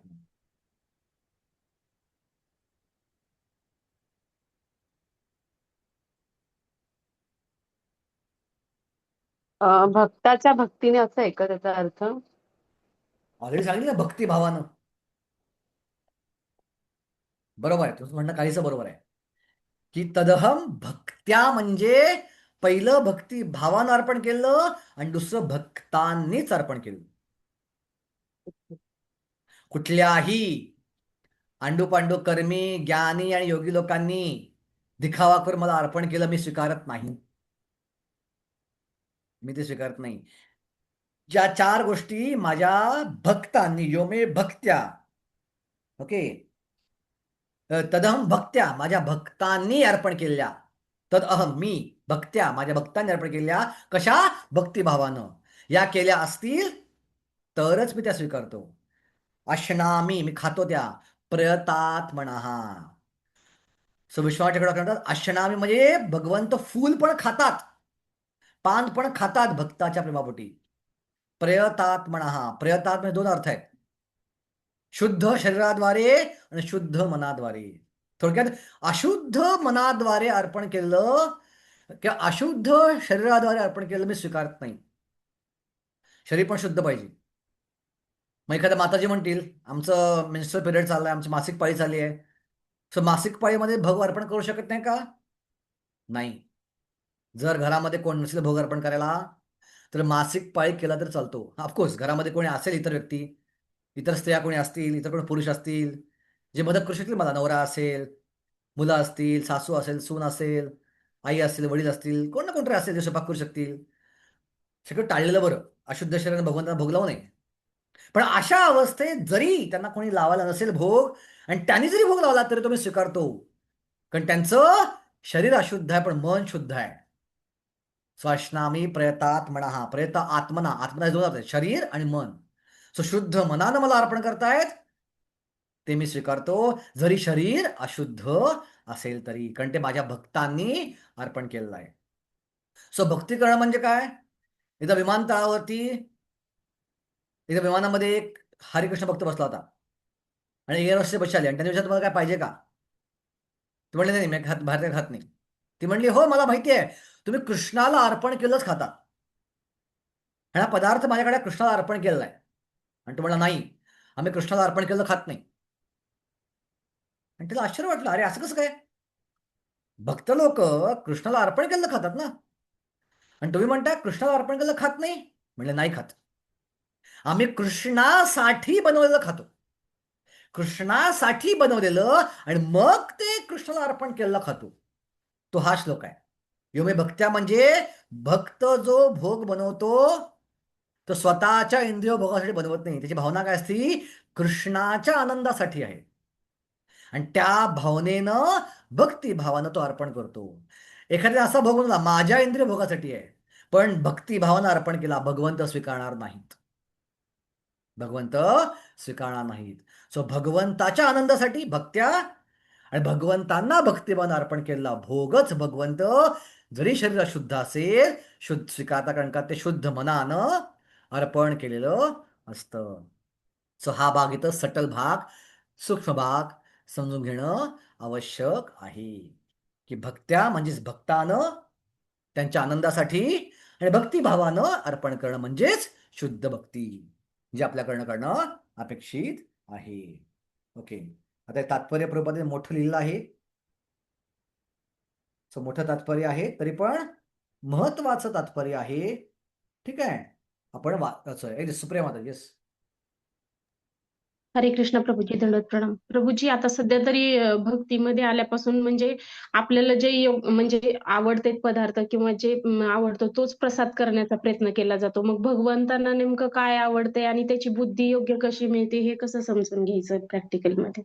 बरोबर आहे, की भगवंतांना काय आवडतं कसं कळणार आपल्याला. ओके, सो भगवंतांना काय आवडतं हे आपल्या आचार्याने आपल्याला विचारलं पाहिजे. आपल्या आचार्याने सांगितलंय ते कोणताही कांदा लसूण असलं भोग भगवंताला लावू शकतो आपण. ओके, सो आत्ता आपल्या भगवंताला काय आवडतं माहित नाही, हरकत नाही, जे मला आवडतं ते मी करेन भगवंतासाठी, प्रॉब्लेम काय? जे मला आवडतं, पण माझा करण्याचा उद्देश काय आहे? एखादी गोष्ट मला आवडती, जी मला आवडती ती भगवंतांना त्यांना आनंद देण्यासाठी बनवतीये. भावना बदलत आहे माझी फक्त. मला वडापाव आवडतो की मला इडली वडा आवडतो खायला, आणि मला भगवंत का आवडतं माहित नाहीये, पण इडली वडाच्या कंडिशन मॅच होतात का? कांदा लसूण नाहीये, शाकाहारी आहे का? हो, पत्रम पुष्पम फलमध्ये बसते इडली वडा, इडली डोसा जे काय असेल ते. आणि मग ते इडली मला आवडतं बनवलं, पण बनवता माझी भावना काय? हे माझ्या भोगासाठी बनवत नाही मी, हे कृष्णाला आनंद देण्यासाठी आवडतंय. जे मला आवडतंय ते एखाद्या व्यक्तीवर आपण प्रेम करतो, त्याला काय देतो आपण? आपल्या सगळ्यात आवडती गोष्ट पण त्याला अर्पण करतो ना. हो प्रभूजी. समजा एक गर्लफ्रेंड बॉयफ्रेंड प्रेम करते आणि तिला गिफ्ट द्यायचे बॉयफ्रेंडला, तर ते काय देईल? जे तिला सगळ्यात जास्त प्रिय आहे ते देईल ना बॉयफ्रेंडला आपल्या. सो मला इडली डोसा आवडतोय आणि मी तो भगवंताच्या सुखासाठी त्यांच्या अंतना अर्पण केला, काय चुकीचं नाही त्यामध्ये, करू शकतो असं, ही शुद्ध भक्तीच आहे. पण कुणी असा विचार केला, आज मला ना पिझ्झा खायची इच्छा होते, चला मी पिझ्झा बाहेर मागवते झोमॅटो मधून, त्या पिझ्झा हटमधून पिझ्झा मागवतो. अरे पण आपण भक्ती करतोय, हे भगवंता अर्पण केलं पाहिजे, लगेच तुळशी मारली त्यावरती आणि तुळशी टाकून भगवंत बघलं, हरे कृष्ण हरे कृष्ण, नमो ब्राह्मण देव, पण डोक्यात विचार केलाय लवकर भूक संपू दे, मला खायचा पिझ्झा. हा विचार चुकीचा आहे. अशा प्रकारे आपण भगवंत स्वीकारणार नाहीत, पण बनवताना भगवंता भले आपला आवडतं पदार्थ चालेल, त्यात काही चुकीचं नाहीये. ओके, ही शुद्ध भक्तीच आहे. ओके? धन्यवाद प्रभूजी. आणि ह्याच्यामध्ये प्रभूजी ह्याच्यामध्ये सांगितलेले ह्या श्लोकामध्ये पान, फुल, फळ आणि पाणी अर्पण करतो भगवंतांना. हो पण ह्याच्यामध्ये पान म्हणजे आपण ज्या घरामध्ये ज्या भाज्या बनवतो तेच भाजी म्हणजे हो, पान ते असंच पानामध्ये येईल येतं, ना बरोबर आहे, त्याच्यामध्ये? पानामध्ये येतं. पानामध्ये ज्या येईल ना? काही पालेभाज्या इतर भाज्या आहेत, पानामध्ये येतात. जे काही पालेभाजी. धान्य ते फळामध्ये येतात, कारण धान्य जे फळ आहे ना, अल्टिमेटली तांदळाचं फळ आहे ते धान्य, हा हा, फळ आणि बरोबर. बीज दोन्ही आहे. ओके, म्हणजे तर त्यामध्ये त्या गोष्टी आहेत. हम्म. बरोबर. ओके. ओके, हे तात्पर्य मोठं आहे आणि मला चॅप्टर पूर्ण करायचा आहे आज. प्रभूजी हा थोडा जरा सिली क्वेश्चन आहे. हा, बोला पण ना. समजा घरामध्ये आपल्या समजा कामवाली आहे, समजा आपल्याला कधी पोळ्यांचं पीठ तिने मळून दिलं आणि मग आपण करून तो भोग दाखवला तर चालेल का? ही थोडी प्रॅक्टिकल केस आहे थोडीशी, की घरामध्ये जर माता काम करत असेल, स्त्री काम करत असेल, नोकरी करत असेल आणि नवरा पण नोकरी करत असेल, तर त्या बाईला माझ्या घरात प्रत्यक्ष पाहिलं मी. माझी आई नोकरी करायची, शाळेत नोकरी करायची आणि सगळं घर सांभाळून काही गोष्टी तिच्याकडे व्हायच्या नाहीत. सगळ्या गोष्टी करणं, भाजी पण करणं, आमटी पण करणं, भात पण करणं आणि पोळ्या पण लाटणं आणि एवढं व्हायच नाही. सो आमच्या घरात पण पोळ्याला बाई लावली होती, अजूनही आहे घरात पोळ्याला बाई आमच्या. यात थोडीशी प्रॅक्टिकलिटी आहे माताजी, की आयडियल नाही, हे केस आयडियल नाही आहे. पण भगवंत हे काही दगड नाही आहेत. भगवंत हे जागृत आहेत, प्रत्यक्ष आपल्याला पाहतायत, ते सजीव आहेत, ते कॉशियस आहेत, चेतन आहेत ते. आणि जर भगवंतांना कळलं, भगवंतांना पाठलं की जेन्युइनली व्यक्तीला पोळ्या करणं अवघड जाते, जेन्युइनली व्यक्तीला 16 माळा पूर्ण करून, ऑफिसचं काम पण करून, नवऱ्याला सांभाळून, घरी साफसफाई करून, सगळं स्वयंपाक करून थोडं पोळ्या करणं अवघड जाते. आणि मग अवघड त्यामुळे एका बाईला कामाला लावलं आणि तिच्याकडनं ते करून घेतात, जी भक्त नाहीये. ठीक आहे. आणि तो जो भोग आपण भगवंताला लावला, पण आपली भावना हीच आहे की या पोळ्या बनवल्यात मी तुमच्या आनंदासाठी कृष्णा, जरी बाईकडनं बनवून घेतलेत. ही भावना असते तर या केसमध्ये भगवंत कृपा देतात. या केसमध्ये ती शुद्ध होतून स्वीकारली जाते आणि भगवंत तो भोग स्वीकारतात. ओके. आपलं इंटेन्शन जास्त महत्वाचं आहे याच्यामध्ये. कधी कधी प्रॅक्टिकलिटी असती. आता मंदिरात जे गोविंदामध्ये कुक असतात ते सगळे 16 माळाकडे कुक असतात का? जरूर नाही आहेत. ओके. तर किचनमध्ये आमच्या मंदिरामध्ये प्रत्येकजण कुकिंग करतो. सगळे ब्रह्मचारी बघत असतात मोस्टली किचन आमचं ह्याचं मंदिरातलं. पण त्यांच्या अंडर काम सगळे कुक जे आहेत, भाजी कापणारा प्रत्येक व्यक्ती जो आहे तो काय शुद्ध लोक नसतो. गावातले खेडेगावातले आमच्या गालतेले लोक आले असतात, आदिवासी लोक, जे घरी काय खातात काय माहिती, पण ते भाजी कापतायत. माझी गरज आहे बाबा, दिवसाला 5,000 लोकांचं जेवण बनवायचं, कसं एकटं करणार सगळं? आणि सगळे ब्रह्मचारी किती करणार? सेवकांची गरज आहे तिथं. प्रॅक्टिकलिटी, प्रॅक्टिकली भगवंत पाहतात आणि भगवंत ते स्वीकारतात. चिंता करायचं कारण नाही याच्यामध्ये. ओके. थँक्यू. ओके. पण आपला भाव मात्र शुद्ध पाहिजे, की जरी पोळ्या बाईकडनं बनवून घेतल्या आहेत, पण कृष्णा तुमच्या आनंदासाठी त्या बनवलेल्या आहेत आणि तुम्हाला भोग लावायचे मी तुला हात लावणार नाही. ओके. हीच भावना त्यामध्ये असते पाहिजे. ओके. सो आपण एक परिचय वाचू, सगळा परिचय बाकी आपण वाचायला नको. पहिला परिचय आणि पण शेवटचा परिचय, तिसरा परिचय शेवटचा परिचय वाचू आपण. दुसरा परिचय वाचू आपण. भगवान श्रीकृष्ण आपणच एकमात्र भोक्ता, आदिपुरुष आणि सर्व यज्ञांचे वास्तविक अधिष्ठाता असल्याचे सिद्ध करून झाल्यावर या ठिकाणी आपण कोणत्या प्रकारचा यज्ञ स्वीकारतोय सांगतात.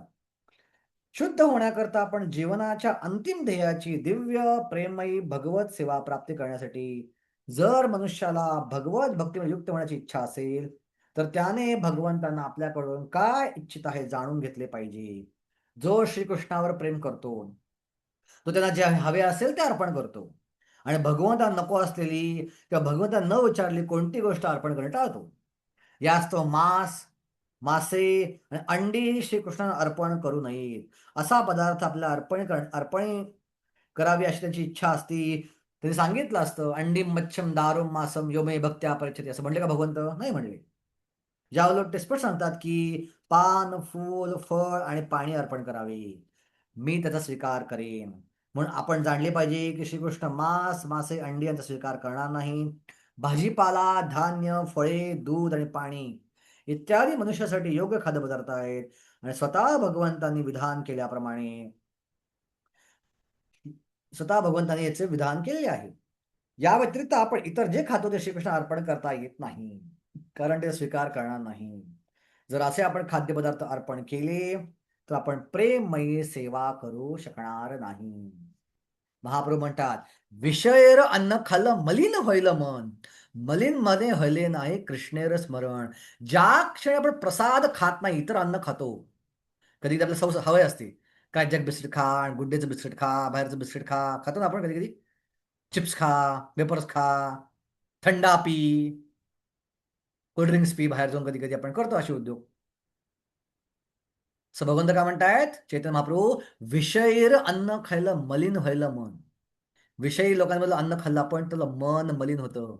आणि मलिन मने हयले नाही कृष्णेर स्मरण. मलिन मनाद्वारे कधीच कृष्णाचं स्मरण चांगल्या प्रकारे होऊ शकत नाही. भगवंताचं स्मरण होऊ शकत नाही. प्रभुपादांनी पाहिलं होतं. सॉरी, महाभारत 2 प्रसंग सांगतो मला. महाभारतामध्ये प्रसंग येतो. सो महाभारतामध्ये द्रुपद ऋषी यज्ञ करत असतो. असा मुलगा यज्ञात प्राप्त करण्यासाठी जो द्रोणाचार्यांना मारेल. आणि असा यज्ञ करण्यासाठी ते जंगलात ऋषींना शोधत असतात आणि त्यांना ऋषी मिळतात. ओके. आणि ते ऋषी मिळाल्यानंतर त्यांना म्हणतो की मला असा यज्ञ करायचा आहे जो ज्यात द्रुपद नावाचा मुलगा प्राप्त होईल आणि जो मारेल द्रोणाचार्यांना. तो म्हटलं अशा प्रकारचे भौतिकवादी यज्ञ मी करू शकत नाही. माझा यज्ञ केवळ भगवंताच्या भक्तीमध्ये प्रगती करण्यासाठीच असेल. पण माझा जवळ भाऊ राहतो त्याच्याकडे जातो आणि तो अशा प्रकारचा यज्ञ करेल. म्हणजे का? तुमचा भाऊ आहे आणि तो अशा प्रकारे यज्ञ का करेल? कारण का बरेचदा तो जंगलामध्ये पडलेली फळं भगवंतांना अर्पण न करता खातो आणि भगवंतांना अर्पण न केल्यामुळे त्याचं मन मलिन झालेलं आहे. त्याचं मन हे दूषित झालेलं आहे आणि दूषित मन असल्यामुळं तो अशा प्रकारचं अन्न, अशा प्रकारचा मन असल्यावर तो अशा प्रकारचं यज्ञ नक्की करेल. बघा, नुसतं पडलेली फळं अर्पण न करता खायला तर अशा प्रकारे दूषित मन होतं. तर आपली अवस्था काय होईल कल्पना करा. आपण कुठल्या लेवलला आहोत. दुसरं, एकदा प्रभुपाद शिष्याने कोण एका वेलविशरकडे राहायला गेले होते. त्या वेलविशर राहायची सोय केली आणि दुसऱ्या दिवशी प्रभुपादांनी पाहिलं की कोणीही मंगळातलं उठलेलं नाही, सगळे झोपा काढतायत. आणि प्रभुपाद म्हणले बास, आजच्या आज आपण मुक्काम पोस्ट हलवायचा इथून. म्हणले का? शिष्यानं विचारलं असं का? म्हणले हा जो वेलविशर आहे, जरी वेलविशर आहे आपला, डोनेशन देतोय, तरी पण हा भक्तीची प्रॅक्टिस करत नाहीये आणि ह्याच्या घरचं अन्न खाल्ल्यामुळे हे अशा प्रकारची झोप, आळस, तमोगुणी विचार जे आहेत ते मनामध्ये येत आहेत आणि सकाळी सकाळी भक्त मंगळातलं उठत नाहीयेत. म्हणून आपण लवकर इथनं हल्लं पाहिजे आणि मंदिरात जाऊन राहिलं पाहिजे. बघा किती रिस्की आहे हे. एकदा भक्तिशरण ठाकूर नव्हे ब्रह्मचारी आला आणि सांगितलं माझ्या मनात कामुक विचार यायला लागलेत. आणि त्याने विचारलं काल कोणाकडे जेवण केलंस? म्हणजे या डोनरकडे जेवण केलं. हा, तरीच म्हणलं त्या डोनरकडे तू जेवण केलंस, तो भक्त नव्हता आणि त्या अन्न खाल्ल्यामुळे असे विचार तुझ्या मनामध्ये यायला लागले आहे. सो म्हणून विषयर अन्न खायलं मलिन व्हायलं मन, मलिन मने हले नाही कृष्णेर स्मरण.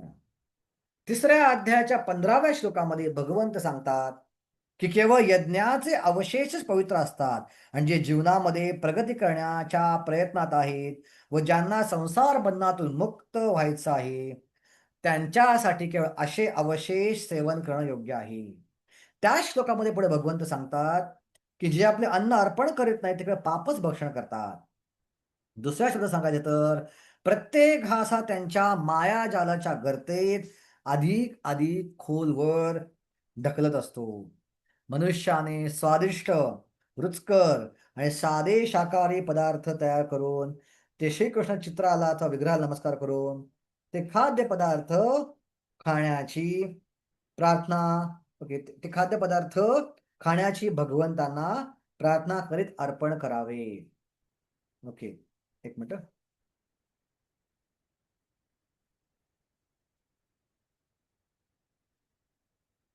त्या योगे मनुष्याला जीवनामध्ये निश्चित प्रगती करता येईल. मेंदूमध्ये तल्लख पेशी निर्माण होतात आणि त्यामुळे विचार शुद्धी होते. मनुष्याने सर्वात महत्वाची गोष्ट प्रेमभावाने अर्पण करावी. श्रीकृष्ण हे अस्तित्वातील प्रत्येक गोष्टींचे अधिपती असल्यामुळे त्यांना भोजनाची मुळीच आवश्यकता नाही.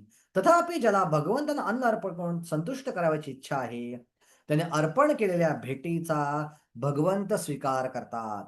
खाद्य पदार्थ तयार करताना ते अर्पण करताना सर्वात महत्वाची गोष्ट आहे की या सर्व क्रिया श्रीकृष्णांच्या प्रेमास्तव केल्या पाहिजे. बघा, जे मगाशी बोललो तेच भक्त्या, तदहम भक्त्या, श्रीकृष्णांच्या प्रेमापोटीच अन्न बनवलेलं आहे आणि ते मी त्यांच्या प्रेमासाठीच अर्पण करत आहे. सो शक्यतो व्यक्तीने स्वयंपाक करताना ओके त्यांना थोडं नाश्ता करून स्वयंपाक केला पाहिजे.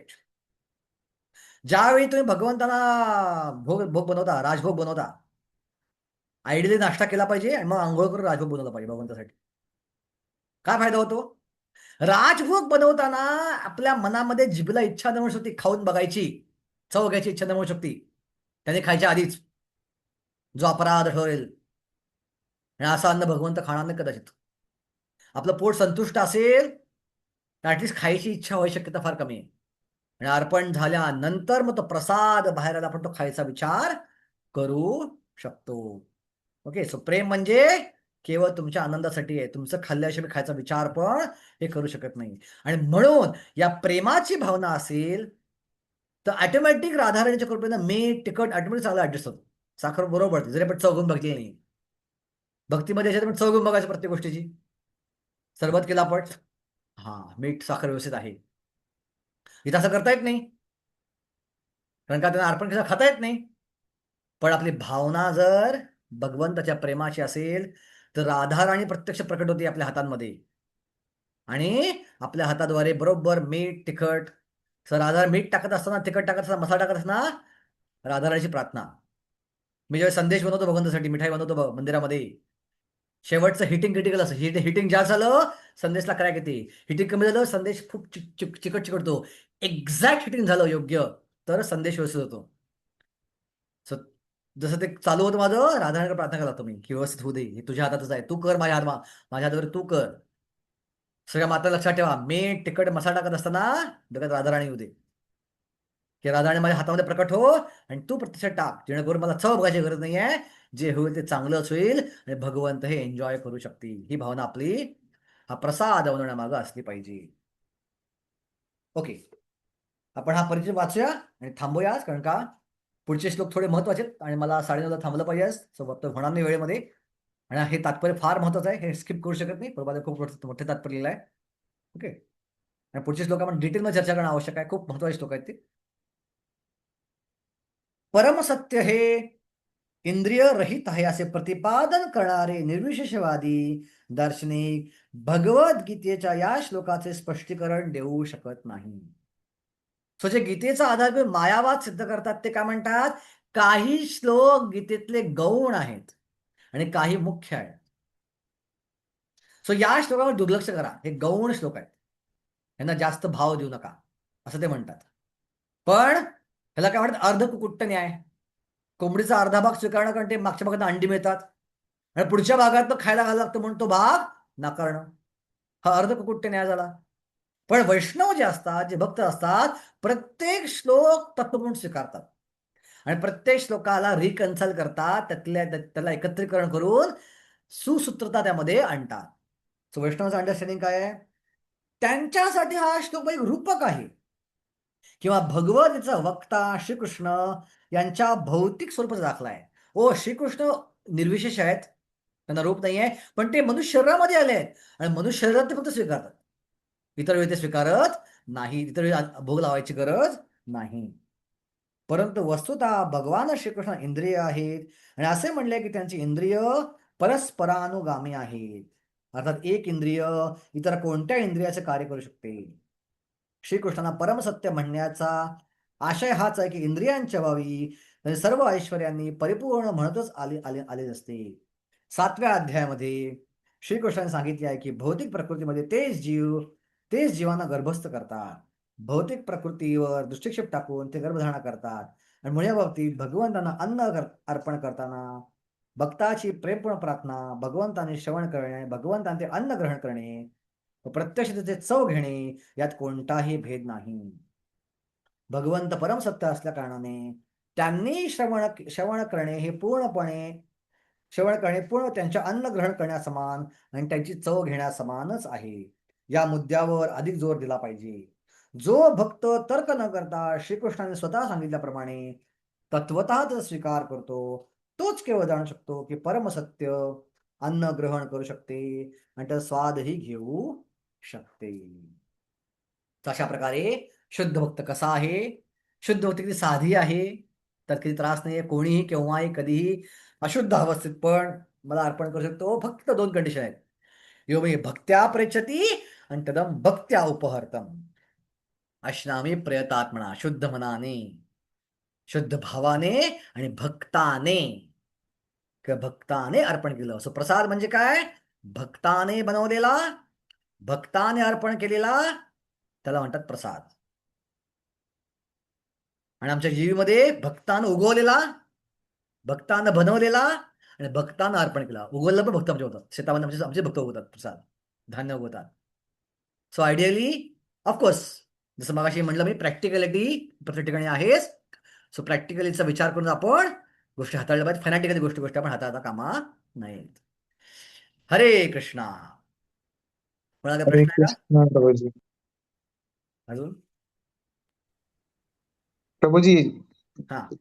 जरी जे पुढचे पण श्लोक इम्पॉर्टन्स आहेत, हम्म. पण ते त्यांना एकदम वेळ लावून द्या, कारण या खूप महत्वाच्या आहेत, तर यांना एक्सप्लेनेशन खूप डिटेल मध्ये द्या आम्हाला. ओके, म्हणजे नक्की. जर लेट संपवलं तरी चालेल, पण कृपया करून डिटेल मध्ये जावा. Yes yes, definitely. पुढचे पाठ खूप डिटेलमध्ये आपण म्हणणार आहोत, थरो डिटेलमध्ये. ओके. जी प्रभुजी. म्हणजे ते गुह्यतम ज्ञान आहे भगवद्गीतेमधलं. ओके, हो. चालेल, ठीक आहे. हरे कृष्णा. धन्यवाद. श्री प्रभुपाद की जय. जय हरे कृष्ण. हरे कृष्ण.